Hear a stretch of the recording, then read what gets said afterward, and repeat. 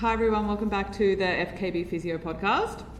Obviously the first episode I've recorded in a while, essentially because I run a small business and it's a fair bit of work and there's lots of different things competing for time when running a business, but I have had a bit of a time this morning, so I thought I'd sit down and record an episode that is based on a blog post I wrote last week or the week before, which is on the most recent osteoporosis guidelines in terms of exercise management. I was prompted to kind of relook into these when I did a talk for some physios a few weeks ago, and I sort of thought, okay, I really like the extra clarity they're adding to these with time. I need to get the message out to other people. We are going to do a presentation on the 26th of September at 6 p.m. on a Thursday night at my Bowen Hills studio, which is where I'm sitting right now. So if you want to come along to that, check out the link on my Instagram. It's in the link tree there. So we're hoping to do a few more blog posts and podcasts towards the end of the year. Sarah, who is working for us now, is going to go to a conference on pain, chronic pain, persistent pain in October, and we're hoping to do a podcast and blog after that. So something else to look forward to coming up in October. But getting into the osteoporosis bone health stuff. So basically this year, there's this awesome resource, Healthy Bones Australia, that is available for everyone to access, and they had a national roundtable where I suppose it means that all the different people that are sort of involved in osteoporosis management came together and agreed upon some guidelines for the management of the condition, which I have had a read through and thought I'd bring to you so that you have the most up-to-date information about what you can be doing to help your bone health. I also read through the UK and Canadian guidelines, thanks to my friend Ryan, who sends those through to me. And it's interesting because obviously there's a degree of bias in the guidelines depending on who is doing them and who might have been involved in particular research projects that then is more likely to sort of focus on those results in the guidelines as opposed to other people doing their own research and might focus on something different. So it's good to kind of look at a few different ones and bring them all together and go, okay, well, this is what all of them focus on, so that the people who need it, which are the patients who probably aren't going to sit down and read the guidelines, are getting the most up-to-date evidence-based information. And that's what we do here at FKB Physio. We sort of have a read, look through the research, and also think of our years of expertise working with clients in this population and kind of put it all together to figure out what exercise is best, because it's one thing to read it and it's definitely another thing to apply it. Just another caveat, as always, that if you have actual diagnosis of osteoporosis, it's recommended that you do not undertake exercise interventions unsupervised, at least initially. And I will say as well that even if you have osteopenia, I'd be pretty careful about jumping in gung-ho to really going hard on the exercise stuff, just because DEXA is how you diagnose osteoporosis or osteopenia, and there's some inaccuracies within the science that means that some people who actually have quite poor bone health only come up as osteopenic, and they are a bit more at risk from certain types of exercise. So none of that to scare anybody, but more so just saying that if you do have a bone health concern, it's definitely good to get some specialised advice rather than just starting up exercise on your own. But this type of podcast is largely for people who are like my clients, or people who are already in the gym, or they're already taking steps towards their bone health and they want a bit more information to kind of clarify what else they could be doing, or whether what they're doing is on the right track. Or you might listen to this and go, okay, this is my cue to go and get started with some supervised training before progressing to perhaps working independently.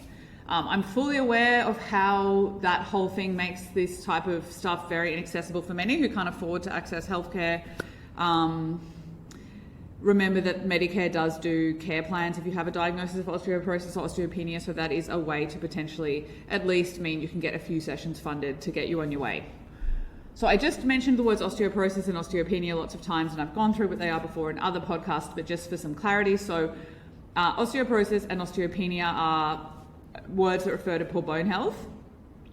A diagnosis of either is made once your bone density declines past a certain threshold. And I often notice that people only start working on their bone health once they've been diagnosed. So it might be like someone comes in, they're 55 and they go, I've had my bone density done and it's fine. It's trending towards osteopenia, but I'm fine. And so they might go, okay, well, I don't really need to do anything about it at this point. But then the second it drops into osteopenia, they're like, oh, now I need to work on it. I suppose if you know that your bone density starts to decline from 30 and slowly goes down, you might change your attitude a little bit on that. Just knowing that if you're not osteopenic at 55, your bone density is slowly going down, like everyone's is slowly going down, you might be in a few years' time. And so the way I view it is like you just want to do everything you can to build a really strong skeleton to begin with, and then do everything you can to hang on to that bone density across the lifespan. So if they basically go, okay, 30-year-old who's assigned female at birth, that person's bone density is the best it'll ever be when they're 30, and they use an average one of those, and they compare your bone density to that. So if you have a bone density that's more than 1 but less than 2.5 standard deviations away from that, so it's done on like a bell curve thing, you have osteopenia. So it's like you're relatively low bone density compared to someone who's 30, but not terribly. And then once it's more than 2.5 standard deviations away, it's osteoporosis. And just know that Osteoporosis Australia estimates that 2/3 of all people over 50 have what's considered poor bone health. So whether that's osteoporosis or osteopenia, or just the health of their bones is not where it needs to be, and they're at a higher risk of fracture as they age. So it's really common.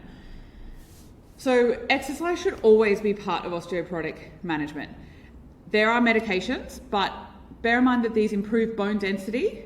Yes, it's true, they definitely do, but they don't reduce your falls risk, and they don't prevent things like muscle loss or other impacts of osteoporosis like loss of height and that curvature of the spine. So that curvature of the spine comes from your vertebral bones kind of squashing down, like they become a bit more like honeycomby. They're honeycomby anyway, but the honeycomb becomes a bit less dense, and they sort of squash down, and they squash down in a way that means they're wedge shaped, so the spine starts to curve forward.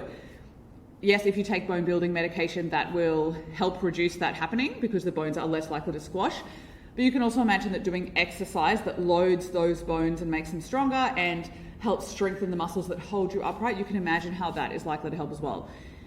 So the osteoporosis guidelines specifically state that resistance training and balance exercises need to be part of management. So it's not enough to just get put on the medication. You need to be doing strength training and balance exercises. And of course, these types of exercise has great health benefits as well. So the World Health Organization recommends that all adults should be doing strength training twice a week. Less than a quarter of adults meet those recommendations. So there's sort of information coming from all sides that no matter what, we should be strength training. Everyone should be strength training across the lifespan. All exercise is not created equal for bone health, which is really annoying, but it is the truth. So I meet people, I'm going to say I meet at least one person every week who goes, I'm so fit, I run, I cycle, I walk, I swim. I can't believe I have poor bone health. And unfortunately, it appears to be the case that certain forms of exercise are better for building bone density than others. So this doesn't mean that it's not worth walking, it's not worth doing Pilates. It does not mean that at all. It just means that specifically for bone health, these might not be your best choice. And just remember as well, like even if you do everything right, you can still end up with osteoporosis or osteopenia because of things that are out of your control. So it's really important not to go down the like self-blame route because it doesn't help anyone. I believe you should just control what you can control, and then you can look back and go, okay, I controlled all the factors I could control. Imagine if I hadn't, it would probably be much worse. But you don't need to sort of go, oh my gosh, I have done the wrong thing and it's my own fault, because rarely the case. But I'm just going to say it again, low impact exercise, so Pilates, walking, swimming, cycling, rowing, do not have a positive effect on bone density. Running also is not helpful. So I meet people all the time that believe that, and have been told by their doctors, unfortunately sometimes, that those types of exercise are adequate because weight-bearing exercise, walking is weight-bearing. Unfortunately, it's not enough. So what we need is exercise that promotes osteogenic loading. So osteogenic loading refers to exercise that promotes bone growth or produces new bone. During movement, the skeleton undergoes force from muscles pulling on the bone as well as ground reaction forces. Both of these types of force called deformation of the bone or strain on the bone, which causes micro damage that stimulates the bones to remodel. So you need a particular magnitude of bone strain to facilitate new bone production. It's thought that bone strain of a high velocity and high magnitude, that is large or performed quickly, causes the most significant response and consequently the most significant improvement in bone health. So it would seem that exposure to load also needs to be low volume, so low reps, as the mechanoreceptors that detect mechanical loading of the bones become saturated quickly. So it seems that exercise that are low rep, low volume and high intensity are the most effective. So what does this mean? This translates to high muscle forces, which means heavy weights, high velocity and high ground reaction force, which is jumping. So they're the two things that the guidelines currently state are the most important. Lifting heavy, because it causes a big amount of strain on the muscle and the bone, and high ground reaction force, jumping, but also high velocity. So when you jump, your muscles have to produce force quickly. That force then is considered to be multiple times body weight, and so that's going to cause a large strain on the bone. So exercises like running, while being relatively high magnitude in force because it's producing this like big force, it's quick. When you land, you're going to be getting a high ground reaction force as well. It's thought that they're not effective because of their highly repetitive nature, and that leads to decreased sensitivity in the mechanoreceptors. So it's important to note that the loads required to facilitate bony adaptation need to be significantly higher than those caused by activities of daily living.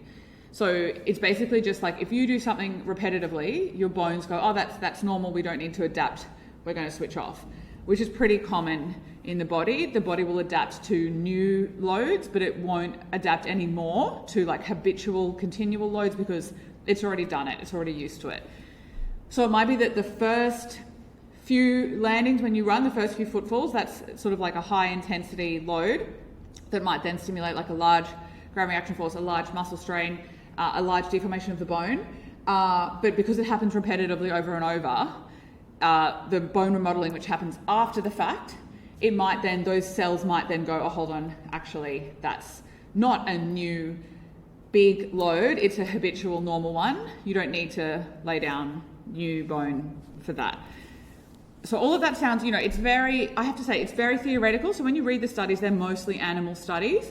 So you need to interpret the results with caution. But when you look at all the research put together, you can kind of go, oh, hold on, yeah, it sounds like it could be plausible because of things like, so there's observational studies that look at the bone density of different sports, and they tend to find that those that are like repetitive things like running, bone density tends to be lower. But in direction change sports, where there's still lots of high intensity, and they might go for a long time, but there's lots of different directions in them, like tennis, bone density is higher in those. And then there are studies that have like runners who lift weights and runners who don't, and the bone density tends to be higher in the ones that do. Rates of stress fractures and things are lower in people who strength train than people who don't. I think there's a Warden paper that I've used for heaps of these facts or stats or whatever you want to call them, that I can put in the notes of the podcast, which is really good for kind of teasing all this out.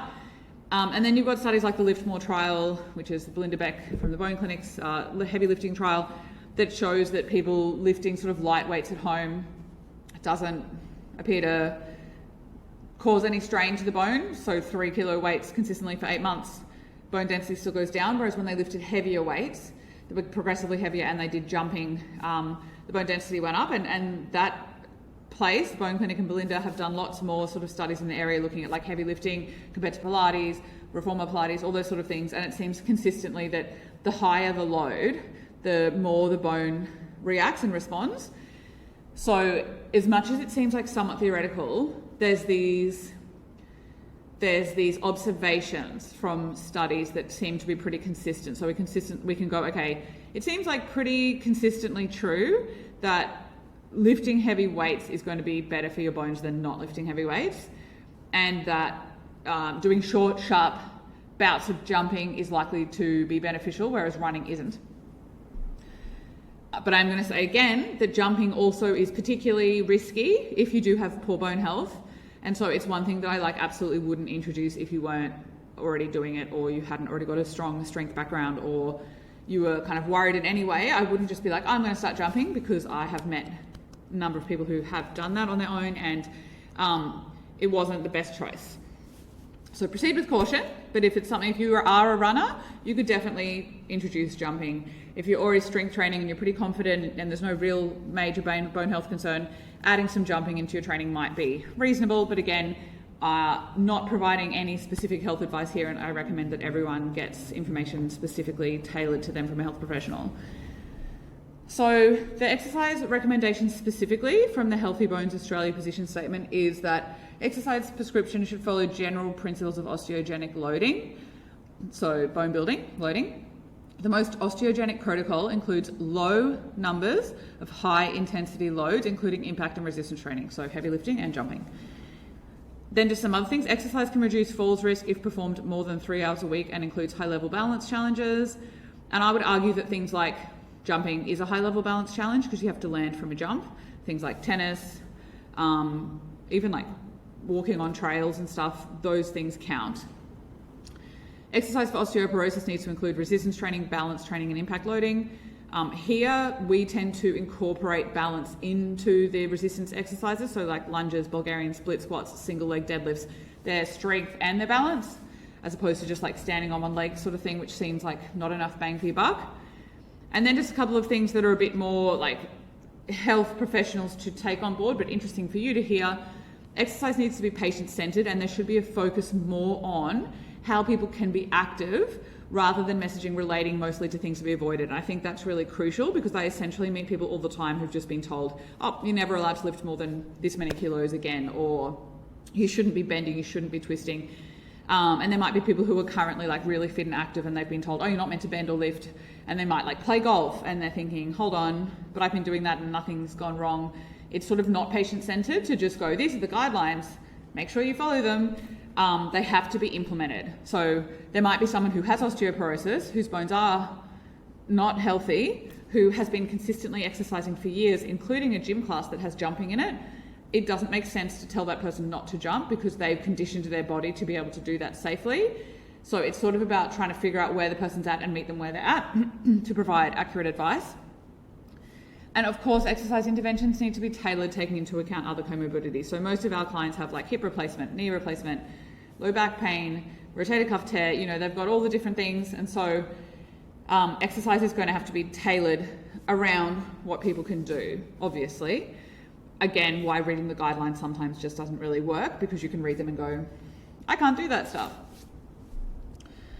The guidelines specifically state that resistance training needs to be progressive, so that means the weights need to increase over time where possible. And bear in mind, like this is very different to what used to be said for osteoporosis. And I still meet people who I suppose are working with other health professionals who are still in that like older mindset that this type of exercise is unsafe. So before it was like, oh, you have osteoporosis, you need to be really careful not to get fractures, so you need to avoid hard types of exercise, which is like essentially avoiding hours and hours and hours of potentially helpful exercise for the small risk that something might go wrong. And so I view it as like, let's say for 20 years, someone has told you need to avoid hard types of exercise. So their bone density is just going to like go down slowly and they're just spending those 20 years avoiding. Whereas if we go, okay, hey, let's try and like build your muscles up, build your balance up, build your bones up, there is a small risk of injury within there, including there is a small risk of fracture. Like we do everything possible to avoid it, but there is a small risk. But it's sort of like the benefits of those hours and hours and hours of exercise is going to be so much higher than the risk of injury. And that's something I try to that's something I think is so important to hear and to consider. A lot of people don't exercise because they're scared of the risk of injury, but often the types of injuries you're going to get from exercise are so sort of small and essentially short-term and easy to manage. They are much less of an overall risk than the risk of not exercising. So yes, we need to be careful with this population, but we also know that loading people with osteoporosis and osteopenia can be really helpful for them. And so encouraging people to get into that is pretty key. So there's some great little infographics that are on my blog, but are also in the Healthy Bones Australia position statement that they put out. So you can have a look at those. I sort of condensed all the information into really easy to read little blocks. So just to go into a little bit more specifics on the guidelines. So suggestion 1 is to include high intensity resistance training a minimum of twice a week. And then high intensity in this case, it refers to heavy weights. So they suggest 75 to 85% of 1 rep max. So a 1 rep max is a weight you could literally only lift once. 85% of that means a weight that is 85% of that weight you can only lift once. So let's say you can lift, I'm just going to use 100 kilos because I can do the maths easy. Let's say you can lift 100 kilos once. 85% 1 RM means you'd be lifting 85 kilos, and just there's like a calculation that sort of approximately is correct, that if you can lift 100 kilos for 1, you should be able to lift 85 kilos for about 5 or 6 times. And the different reps are sort of like, you could lift 95 kilos for 2, you could lift 90 kilos for 3, sort of, that's not exact, but there is a bit of a calculation that is approximately accurate for that. So what they mean by saying 85% 1 RM, 5 to 6 reps, it means that you should be lifting a weight that you like literally can only lift 5 or 6 times. So it's very hard for you. 75% of 1 RM is a weight you could lift about 10 times. So it's relatively lighter, but the reps do mean that like a weight, so say if you're lifting 85 kilos for 5 reps, as opposed to 75 kilos for 10 reps, they're going to feel different, but by the time you get to the last rep, they're probably similarly hard. But the word high intensity relates to weights that you're lifting at 85% 1 RM or above. So it's essentially weights that you can only lift for 5 reps or less. So it's heavy. So they're suggesting high load, high intensity, low rep lifting is the most effective. That's the Australian guideline. So they suggest 5 to 8 reps at that 75 to 85%, which is slightly different because I think before, I'm just looking at my old ones I have up here. Yeah, they used to suggest a little bit higher than that, but it's sort of just slightly different, which I think that's reasonable. It's interesting to look, the British guidelines suggest 8 to 12 reps going towards fatigue, which again, like it's sort of the same thing, like a weight you could do for 12 reps, it's going to be much lighter than one you can do for 5, but you're trying to make it so that you could only do like 1 or 2 more reps. That's how heavy it is. So it's all relative.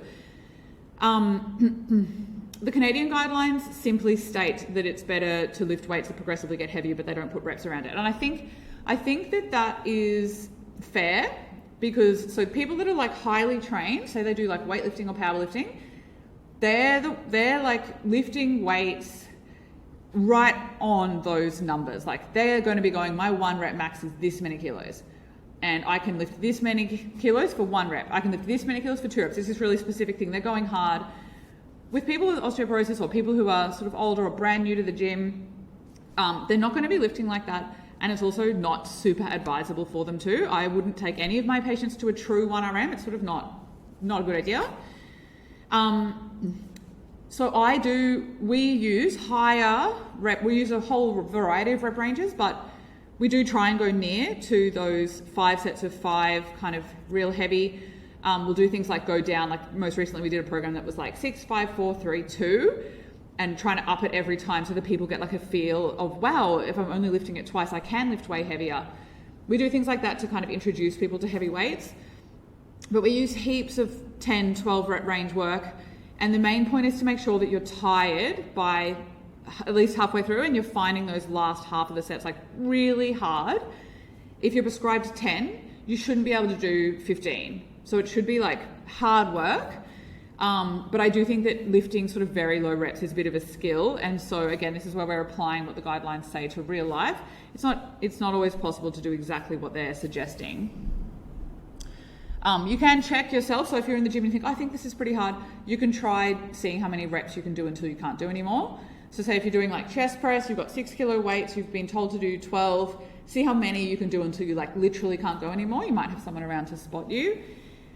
So often you'll find that you get to like 20 or something and you're like, I could have gone heavier. So just bear that in mind. Yeah, I'm just reading through the blog to make sure I'm saying everything. Yeah. And what we do here is something you can do is like cycle through the rep ranges. So you might go, okay, for 6 weeks, we're going to do 5 sets of 5 deadlifts. All right. And then the next 6 weeks, we're going to do work up to a heavy set of 3 deadlifts and then drop the weight back and do sets of 5. And then we might go, okay, we're going to do like multiple sets of 3, like 3 sets of 3. And then you might on the next block go, okay, we're going to go all the way back up to 8. But now we know what we can do for 3. We'll start the weights a bit higher for our sets of 8. So you're sort of like cycling through the rep ranges, and over time that builds strength at different reps ranges. Hopefully that makes sense. So suggestion 2 is to do impact loading a minimum of 3 times a week. So again, impact loading is jumping. So it's, again, very much only if you're safe to do so. So if you're any sort of hint at all that it might not be safe, I would not be doing this and consult a health professional, because the jumping is particularly risky for osteoporotic bones, I will say. But for those who are safe to do so, the guidelines suggest 50 impacts done in shorter blocks, so like sets of 10 throughout the day, at least 3 days a week. So the guidelines state that landing with a force of 2 to 4 times body weight is considered moderate impact. So that is what is experienced landing from a hop or a jump. So if you jump up and land down, the force going through your body is 2 to 4 times body weight, like depending how big it is or whether it's 1 leg or 2. And it seems like you need to have impact loading of more than 2 times body weight to facilitate a bone density adaptation. So it has to be like, it has to be like an actual jump, yeah. So the British and Australian guidelines recommend this, with 50 impacts a day on most days recommended. So you wouldn't just like suddenly start doing that. You'd want to build up to it, because jumping carries, it loads your tendons and stuff a lot, which again, like loading is good. Adapting to load is how you get stronger, how you build capacity. But it also is like, if you do it too fast, too soon, it's also how injuries happen. So that's the recommendation, but applying it to where you're at is, again, something you might want to talk about with a health professional. The Canadian guidelines don't recommend this at all, which is interesting. Perhaps a bit more conservative there, which is understandable. But I do think, like, again, like say if you're a runner who's worried about bone density, I feel like introducing jumping seems pretty reasonable, because you're already doing a fair bit of impact. And so a suggestion of, okay, if it's meant to be multi-directional, different every time, and it's 50 loadings, you could go like 50 up and down on the spot. 10 on the spot up and down, 10 side to side, 10 forward and back, 10 hop on one leg, 10 hop forward and back. So it's like slightly different. And I think if you did it like that and they were different, you could do all 50 in a row. If you're just doing jumps, you might want to, spread them out to keep that sensitivity of the mechanoreceptors going. And if you are a runner, you're meant to leave 6 hours in between running and doing the jumping for that sensitivity to return to the receptors. The next suggestion in types of exercise for osteoporosis is postural and spine health training. I strongly dislike this language, as in I'm totally agree with what they're saying to do, but I find like a hyper focus on posture and spine health is often a massive barrier, and I feel like it's often really misinterpreted by people. Like you need to have like perfect posture, or a curved back is a development of you sitting with bad posture. It's sort of not what it's saying. It's also not what I promote as a physio generally, that posture needs to be a certain way. But when you have osteoporosis, you do need to be careful with really curved forward positions, especially under load or with speed, because that is when your spine is more vulnerable. And so trying to really strengthen your spine in its neutral position is really important. And so is exercise to strengthen your upper back, because there will be your vertebrae sort of slowly changing shape inside, promoting a more forward curved position. It does make sense to really try to strengthen the muscles that hold it a little bit more upright. So it's recommended to do, these are sort of like higher rep, lighter sort of stuff. So we do things like prone T lift or seated row, like pull down, anything to load those muscles up there. Planks, things that promote like strong muscles around the spine and holding it relatively neutral. And just bear in mind, for heaps of people, it's not possible to have a straight upper back, especially if you already have osteoporosis. So a lot of our clients, they already have quite a curve in their upper back, and they'll be told, like, oh, stand up straight, or, hold your back straight. And I think they hear, oh, it needs to be like literally a straight line like that. It can't. So I say to my clients, no, it's the effort of trying to keep it straight. It's not going to be straight, but you want to try to keep it straight, and that's what's likely to be helpful, because it's using those muscles. the fourth suggestion is to do balance. I mentioned already that I tend to think the strength exercises double as balance exercises, but if someone's like very low level, then we would introduce things like standing on one leg, holding on for support, or even just doing like a sit to stand and letting go. They might hold onto the sides of the chair to go from sitting to standing and then let go while they're standing there and then hold on and sit back down, sort of little things like that. Depends where the person's at once again, whether your strength exercises can be made balance exercises, whereas if they're much lower level, they'll need sort of specific balance training. And that's to help reduce falls risk. But again, the strength training is going to be super helpful to reduce falls risk as well, because if you are strong, you're more likely to be able to like catch yourself if you feel you've tripped or whatever.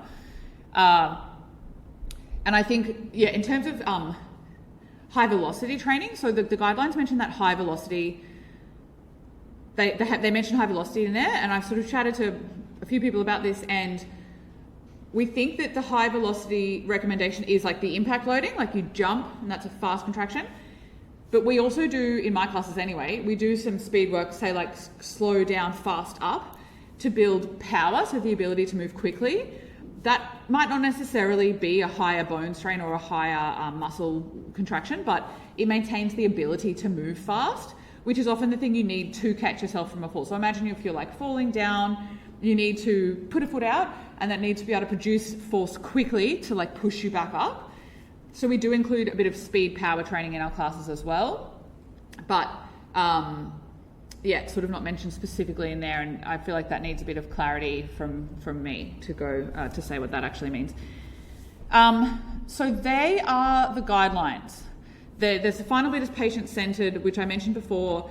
A really common one is pelvic floor problems, sort of preventing the ability to do a lot of these exercises. But again, like getting some really good advice from a pelvic floor physio who believes in weight training is key, and then doing what you can, because there's always going to be something that you can do. So that's the synopsis. I've got those written down in a blog post on my website, fkbphysio.com. Hopefully that is of help and isn't too overwhelming. Feel free to reach out any questions at any time, and stay tuned for our next podcast, which hopefully is going to be on pain, and it'll hopefully be in a month or two.